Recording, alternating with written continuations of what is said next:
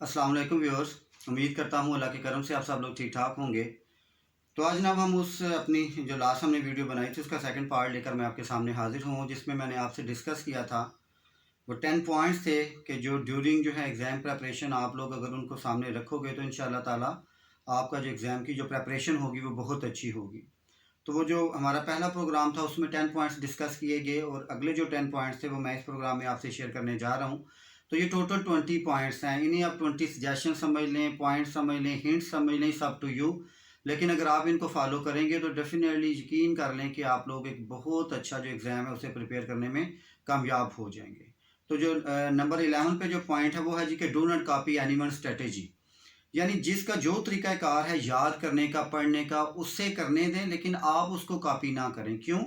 देखिए, हर बंदा दूसरे से डिफरेंट होता है, उसका एप्टीट्यूड डिफरेंट है, उसका आईक्यू डिफरेंट है, उसके काम करने की सलाहियत डिफरेंट है। हो सकता है कि जिस तरीके के साथ वो किसी चीज़ को याद कर रहा हो वो आपके लिए मुश्किल हो। और अमूमन ये होता है कि हम जब दोस्तों यारों को कोई काम करते हुए देखते हैं तो हम उसे कॉपी करने की कोशिश करते हैं, बेशक वो आपकी पर्सनैलिटी से मैच करे या ना करे। तो ये काम आपने ड्यूरिंग एग्ज़ाम पेपर प्रेपरेशन के दौरान आप ये काम नहीं करेंगे, आप किसी की भी स्ट्रेटजी को कॉपी नहीं करेंगे। उसके बाद है जी नंबर 12 पे do not change your time table. आपने अपने टाइम टेबल को कभी नहीं तब्दील करना। अगर आपने अपना टाइम टेबल सेट कर लिया, पिछले आप 15 20 25 दिन से इसी तरीके के तहत पढ़ रहे हैं तो आप आगे भी इसको कंटिन्यू करें। अब इसमें होता क्या है कि हर इंसान की ना एक टाइम मैनेजमेंट होती है, ठीक है, टाइम परसेप्शन होती है। इंसान के अंदर भी अल्लाह ने एक घड़ी सेट की होती है जो कह लें कि इस घड़ी से डिफरेंट होती है और ज़्यादा एक्यूरेट टाइम बताती है। तो जब आप टाइम टेबल बनाते हैं तो आपका जो माइंड है अपने उस टाइम टेबल के साथ भी सेट हो जाता है। और आपको आप देखिएगा कि बल्कि अक्सर औक़ात ऐसा होता है कि जब आप अपना कोई सब्जेक्ट आपने प्रिपेयर करना हो और आप कोई ख़ास टाइम पे ना आपके अंदर आपको एक अलार्म बजता हुआ महसूस होता है कि उठें, अपना काम कर लें, आपका टाइम वेस्ट हो रहा है। तो आप अपना जो इंटरनल टाइम टेबल है उसके साथ जब आपका एक्सटर्नल टाइम टेबल मैच हो जाता है तो फिर आपके लिए बेहतरीन हो जाता है और आप फिर किसी काम को करने के लिए रेडी हो जाते हो। ये आपकी एक इंटरनल मोटिवेशन होती है जो आपको उस काम को करने के लिए तैयार करती है। तो आपने अपने टाइम टेबल को बिल्कुल नहीं तब्दील करना। जिस तरह से जैसे आप प्रिपरेशन कर रहे हो उसी टाइम टेबल को आपने फॉलो करना है। 13 पॉइंट है जी कि do not eat outside food. ये बहुत इंपॉर्टेंट है। ड्यूरिंग एग्जाम के दौरान आप लोग कुछ भी ऐसा मत खाइएगा कि जो आपकी स्पेशली जिसका असर आपकी बॉडी पे पड़े, आप बीमार हों। तो होगा क्या, उससे आपका टाइम ज़ाया हो जाएगा और जैसे जैसे टाइम वेस्ट होगा वैसे वैसे आपकी टेंशन और फ्रस्ट्रेशन में इजाफा होगा। तो आपने कोशिश करनी है कि घर का पका हुआ खाएं, सादी ग़िज़ा खाएं जो हज़म हो और जो आपके लिए आसानी पैदा करे। उसके बाद है जी नंबर 14 है आपका कि डू नॉट ओवर स्लीप और लेस स्लीप। आपने ना तो बहुत ज़्यादा सोना और ना बहुत कम सोना। वैसे 6 से 7 घंटे की जो नींद होती है वो बेस्ट नींद होती है और उसके बाद आपका दिमाग और आपकी बॉडी फ्रेश हो जाते हैं किसी भी काम को करने के लिए। तो ये ना हो कि आप 12-12 14-14 घंटे सोना शुरू कर दें और आपके मैंने तो बड़ा पढ़ लिया था, या आप अपनी टेंशन और फ्रस्ट्रेशन में आप बिल्कुल ही आपकी नींद ख़त्म हो जाए।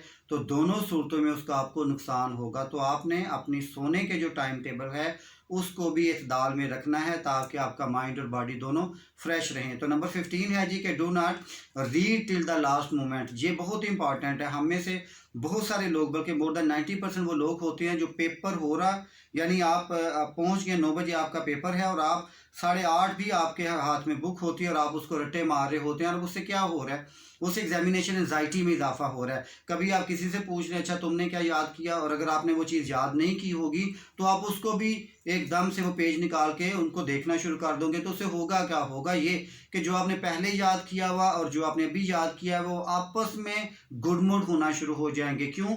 वही जो एग्जामिनेशन एंजाइटी है, फ्रस्ट्रेशन आप में आ रही है ना कि उसने ये याद किया, हो सकता है वो आ जाए तो मैंने नहीं ये याद किया। और आप एकदम से जब वो चीज़ें याद करते हैं तो हाउ इट इज़ पॉसिबल कि जो चीज़ आपने पहले 8वां याद नहीं की वो आप उस लास्ट मोमेंट में कैसे याद कर लेंगे।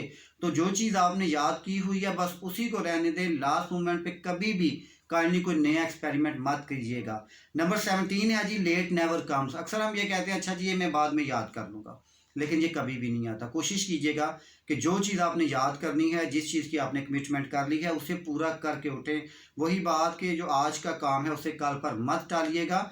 आज जो आपने काम करना है, जो आज आपने कमिटमेंट कर ली, जो आज आपने सिलेबस डिफाइन कर लिया, उसको आज कंप्लीट करके उठिएगा। नंबर 18 है जी कि do not spend lot of time in one question. अक्सर ये होता है कि जब आप एग्ज़ाम दे रहे हैं, कोई एक क्वेश्चन है और उस पर आपको आता भी बहुत अच्छा है और आप क्या कर रहे हैं कि उसको लिखते जा रहे हैं और आपकी टाइम मैनेजमेंट नहीं हो पा रही। इस दौरान आपने देखा कि आपने जो अगले क्वेश्चन का टाइम था वो भी इसी क्वेश्चन पे लगा दिया, तो इससे क्या होगा, इससे आपकी परेशानी में दोबारा इजाफा होना शुरू हो जाएगा। तो आपने अपने टाइम की मैनेजमेंट को इस तरह से करना है कि आपने तमाम क्वेश्चंस को भी करना है और एक्यूरेटली करना है और विद इन टाइम करना है। नंबर 18 जो पॉइंट है ये बहुत इंपॉर्टेंट है। उसके बाद नंबर 19 है जी कि आफ्टर जो प्रेपरेशन है, हमारी अक्सर कोशिश होती है कि हम जब पेपर दे लेते हैं तो after paper do not discuss, के पेपर के बाद काइंडली किसी से डिस्कस ना करें।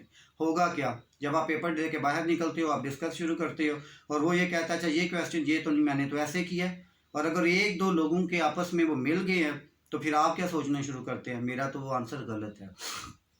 नुकसान क्या होता है, वही फिर आप उसी कैफियत में दोबारा चले जाएंगे जिस कैफियत से आप बाहर निकलना चाहते हैं। पेपर तो हो गया, बाहर आके डिस्कस करेंगे तो क्या वो जो आपने अंदर आंसर लिखा था क्या वो बदल जाएगा? बिल्कुल नहीं बदलेगा। और नंबर 20 है जी, ये सबसे ज़्यादा इम्पॉर्टेंट है, इसलिए है कि ये कह लें कि क्योंकि ये 2-3 पॉइंट ऐसे हैं जो हम हर दफ़ा रिपीट करते हैं और हम स्पेशल एग्जामिनेशन हॉल में ये सारे काम कर रहे होते हैं कि if you find your answer is different तो शो योर कॉन्फिडेंस। वही बात आ गई कि अगर आपने 19 और 20 दोनों आपस में इंटरकनेक्टेड हैं। पहला काम तो आप ये करेंगे जब आपने पेपर दे दिया तो बाहर आके डिस्कस मत करें। अगर आपने डिस्कस कर भी लिया और अगर आपको ये लगा कि आपका आंसर उनसे डिफरेंट है तो उन पे ये शो मत करें कि मेरा आंसर गलत है या आपसे डिफरेंट है। क्यों? वो फिर आपको मुझसे बेहतर पता है कि सिचुएशन में आप क्या करेंगे। ये जो 10 पॉइंट्स हैं या इससे पहले जो डिस्कस किए गए, इसके अलावा हज़ारों ऐसी चीज़ें हैं, लेकिन ये समझ लें कि ये आपको कुछ लुबे लुबाव है, ये प्रेसी है, ये दरिया को कूजे में बंद किया गया कि आपको कुछ ऐसे हिंट्स दिए जाएं कि जो आप अपने एग्ज़ाम प्रेपरेशन के दौरान अगर आप इनको फॉलो करेंगे तो आप एक बहुत अच्छा एग्ज़ाम देने में कामयाब हो जाएंगे। कॉन्फिडेंस लेवल को हाई रखिएगा, ठीक है, अपने आप को अंडर एस्टिमेट मत कीजिएगा, हर वक्त अपने अंदर मोटिवेशन को इंक्रीज़ कीजिएगा, अल्लाह ताला पे यकीन रखिएगा, अपनी मेहनत पे यकीन रखिएगा।